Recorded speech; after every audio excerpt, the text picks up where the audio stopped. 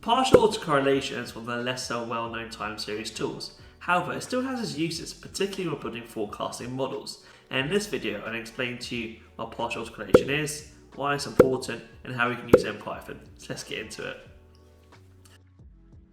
Let's first begin with answering the question, what is partial autocorrelation? And to do that, we first need to understand partial correlation. So partial correlation, as I've written here, this is the correlation between two random variables whilst controlling the effect of another or more than one random variable that affects the original variables we are correlating. So as an example, let's say we have, like I said here, three variables, x, y, and z. The partial correlation between x and y, excluding the effects of z, is calculated like this mathematically.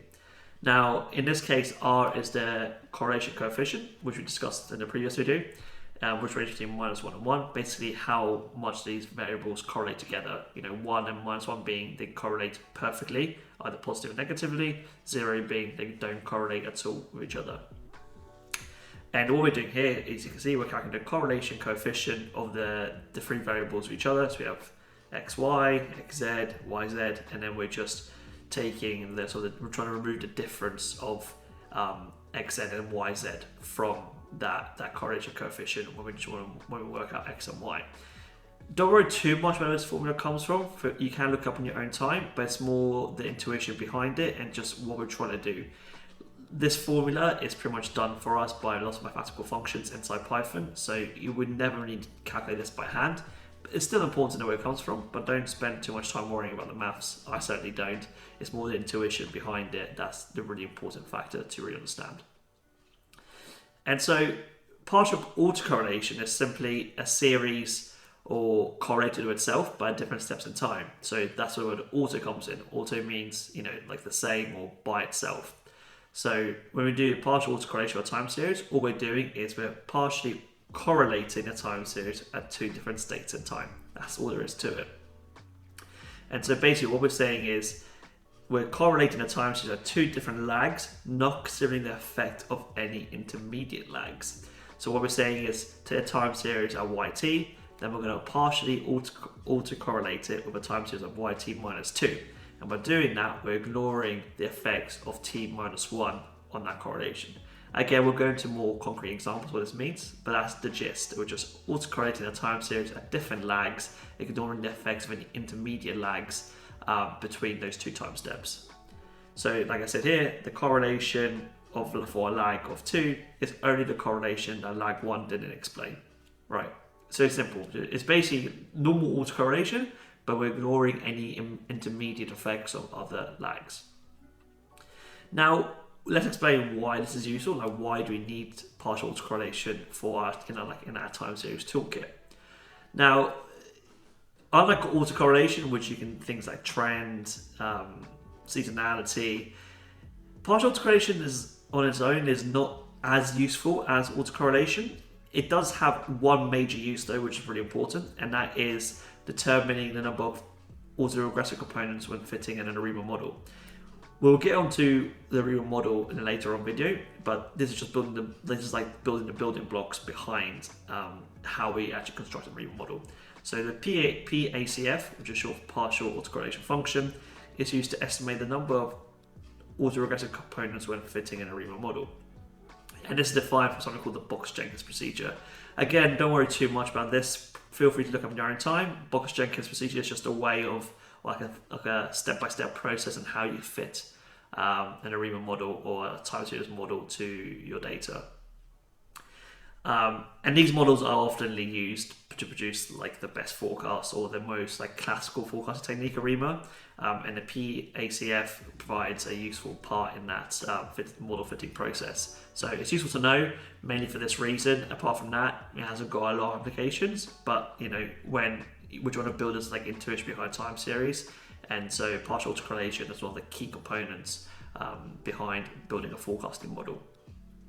So now we're just going to go through a basic example of how we determine the partial autocorrelation function inside Python. So first I'm going to load in some data here. This data is one I've used throughout this whole course.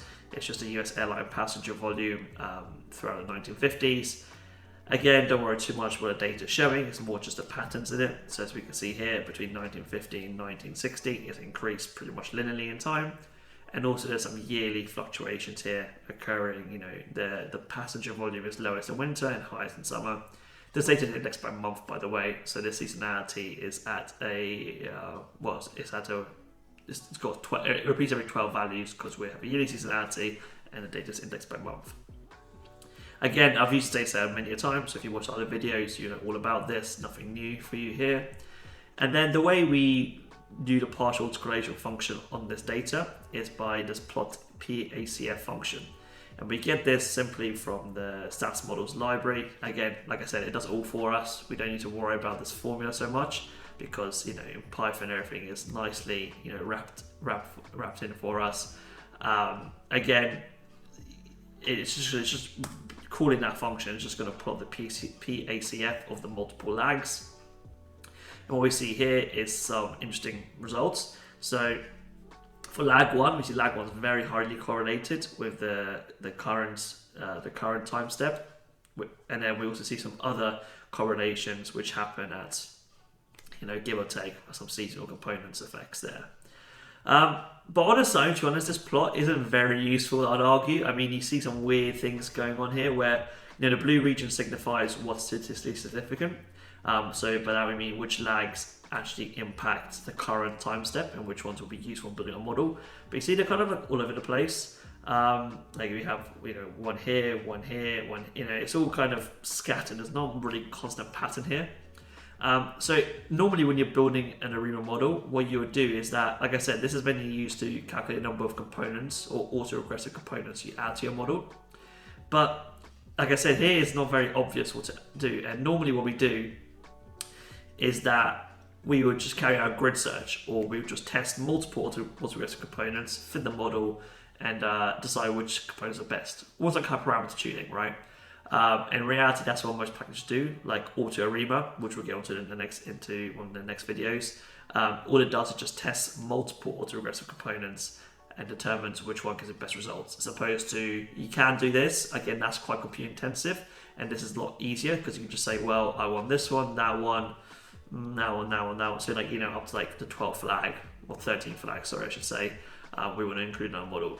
But again, up to you, but the point is that partial autocorrelation is used to find this autoregressive components. It may not be useful all the time, but it is part of the Box-Jenkins procedure, which is like the gold standard for fitting forecasting models.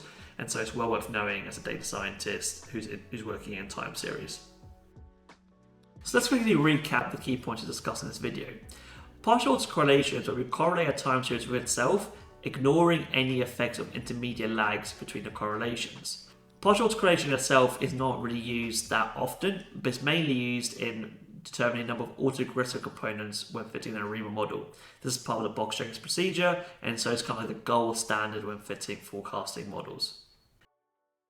If you enjoyed this video and want to know more about time series and forecasting, make sure you check out the other videos in this playlist. Also to like, comment and subscribe, and I'll see you in the next one.